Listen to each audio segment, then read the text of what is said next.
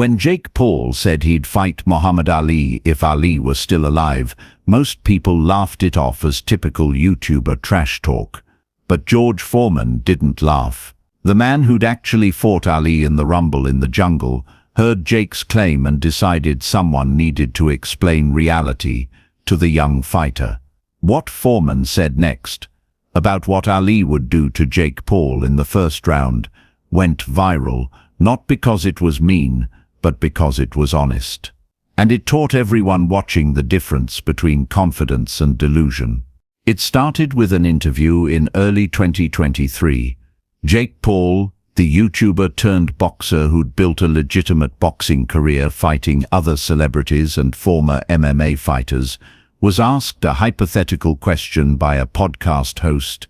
If you could fight anyone from history, who would it be? Jake's answer came quickly. Muhammad Ali.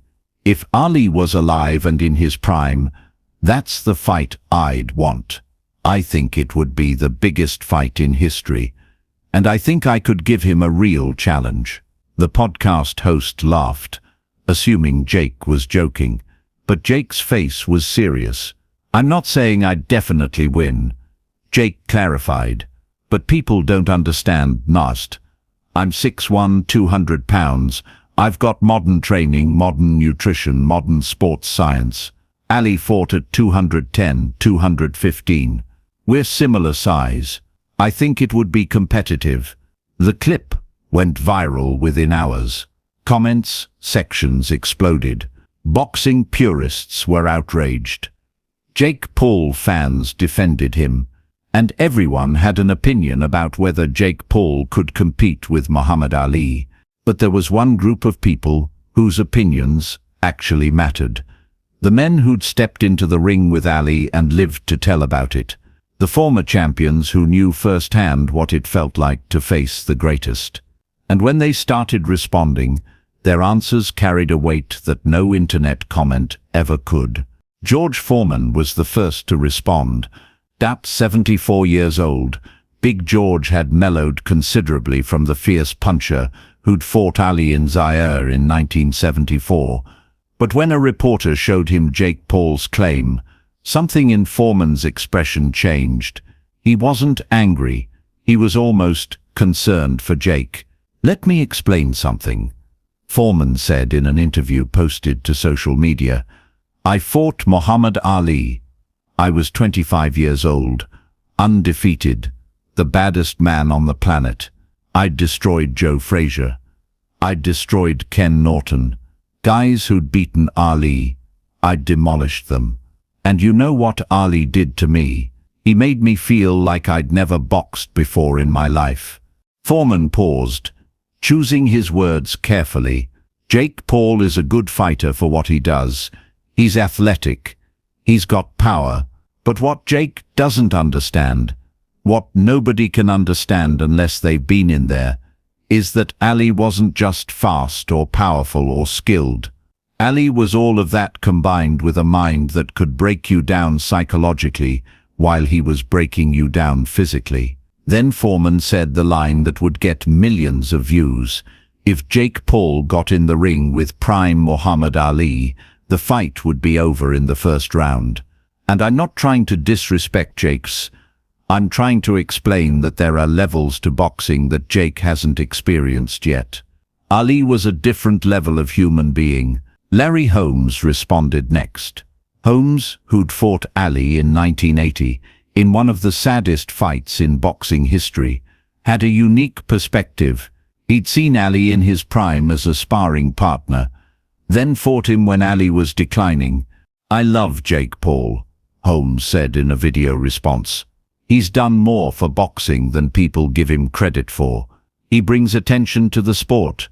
But Jake saying he could challenge Ali shows he doesn't understand what Ali was. Holmes described what it was like to spar with prime Ali in the early 1970s. Ali would hit you with 6 punches before you knew he'd thrown one. His speed wasn't human, and while he's hitting you, he's talking to you, telling you what he's going to do next. And then doing it. It's psychological torture, combined with physical domination. Then Holmes made a crucial distinction.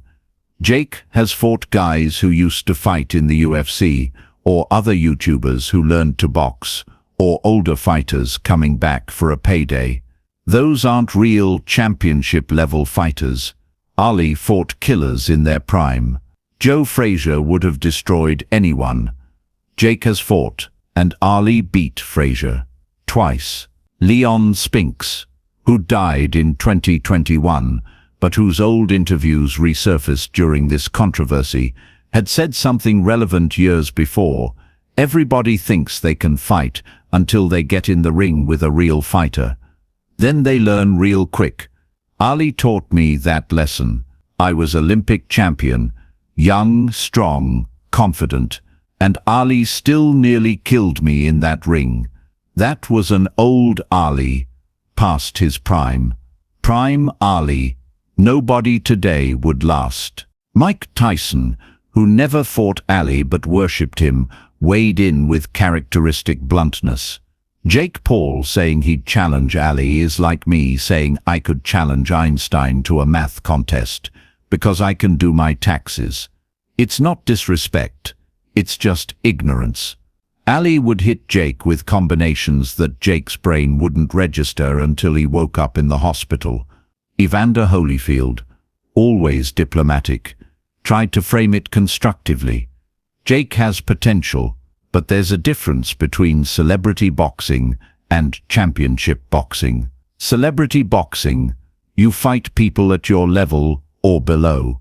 Championship boxing, you fight killers who've dedicated their entire lives to hurting people for a living. Ali fought nothing but killers. Jake hasn't fought a single fighter at that level. What made these responses so powerful wasn't that they were mean. They weren't. They were honest assessments from men who'd actually experienced what Jake was hypothetically claiming he could handle. And their descriptions of fighting Ali revealed something important. His greatness wasn't just about physical attributes that could be measured and compared. It was something more. George Foreman elaborated in a follow-up interview. People look at Jake's size and think, well, he's as big as Ali was. But that's like saying a house cat is the same as a lion because they're both cats. Ali, at 215 pounds, was 215 pounds of fast twitch muscle, reflexes, and fighting IQ that had been developed over 20 years of fighting the best fighters on Earth. Foreman described the rumble in the jungle in detail for context. I was 25. I was hitting Ali with punches that had knocked out everyone else I'd fought.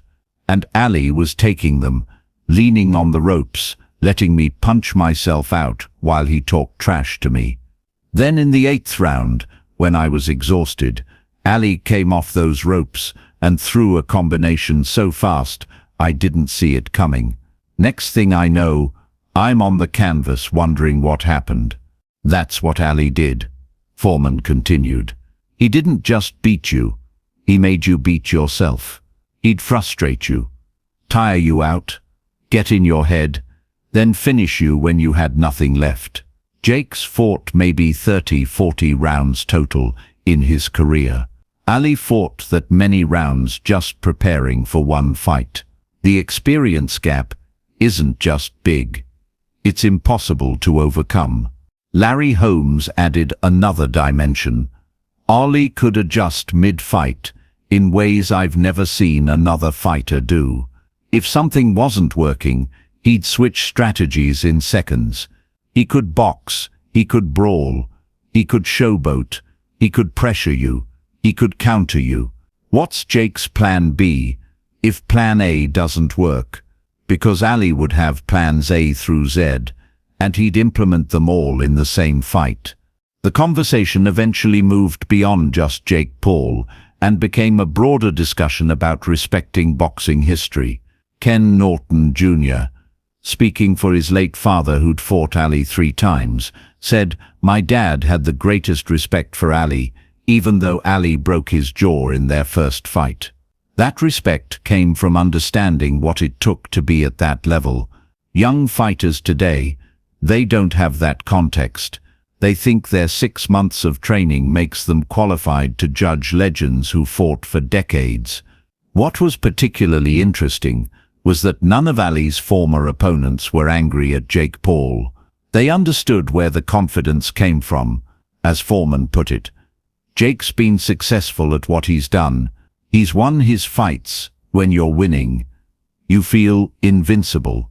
I felt that way before I fought Ali. Every young fighter feels that way until they meet someone who shows them there are levels they haven't reached yet. The response from Jake Paul's fans was mixed. Some defended him, arguing that Ali's opponents were just old heads protecting their era. Others acknowledged that maybe Jake had spoken without fully understanding the comparison he was making. Jake himself responded a few days later in a video. "Look, I have massive respect for Muhammad Ali. He's the greatest of all time. No question, when I said I'd want to fight him, I meant it as the ultimate challenge, the ultimate test. I wasn't saying I'd win. I was saying that's the fight that would prove what level I'm really at." Jake continued, "And I appreciate all the legends who responded. They're right. I haven't fought at their level, but that's the goal. Every fighter should want to test themselves against the best. If that means I'm delusional for dreaming big, then okay, I'm delusional." But Ali was called delusional too when he said he'd beat Liston. It was a mature response, and it showed that Jake understood the lesson the old champions were teaching. Confidence is good, but respect for those who came before is essential. George Foreman, seeing Jake's response, offered a final thought. "The kid gets it now. That's good. Every generation thinks they're the best until they learn about the giants who came before. Jake's learning. That's more than a lot of fighters his age would do." The controversy faded, but it left an important lesson. Greatness isn't just about physical attributes or win-loss records. It's about the level of competition faced, the era competed in, and the legacy left behind. Muhammad Ali fought the murderer's row of heavyweight boxing: Joe Frazier, George Foreman, Ken Norton, Sonny Liston, Larry Holmes. These weren't celebrities or YouTubers learning to box. These were killers who'd trained their entire lives for one purpose: to destroy opponents in the ring. Could Jake Paul compete at that level? The men who actually experienced it gave their answer: not yet, and maybe not ever. And that wasn't an insult. It was simply reality.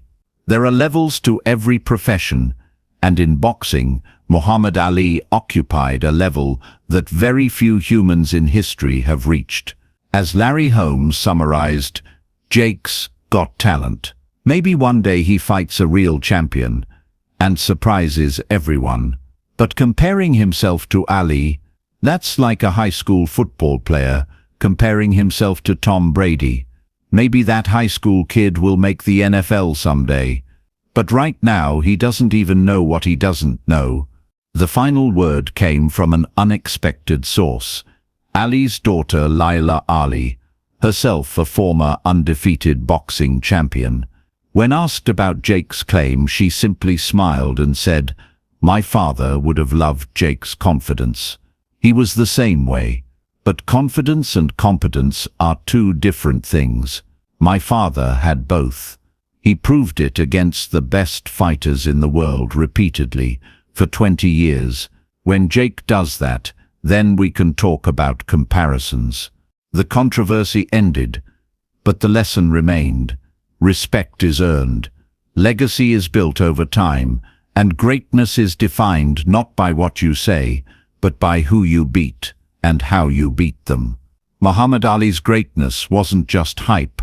It was proven against the toughest competition in the toughest era of heavyweight boxing. And the men who fought Ali, they weren't tearing down Jake Paul. They were simply explaining, with the authority that comes from experience, what greatness actually looks like when you're standing across the ring from it.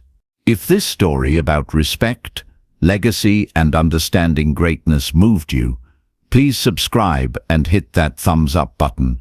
Share this video with someone who needs to understand the difference between confidence and earned respect. Let us know in the comments, who's the all-time greatest boxer in your opinion? Ring that notification bell for more stories about what true greatness looks like.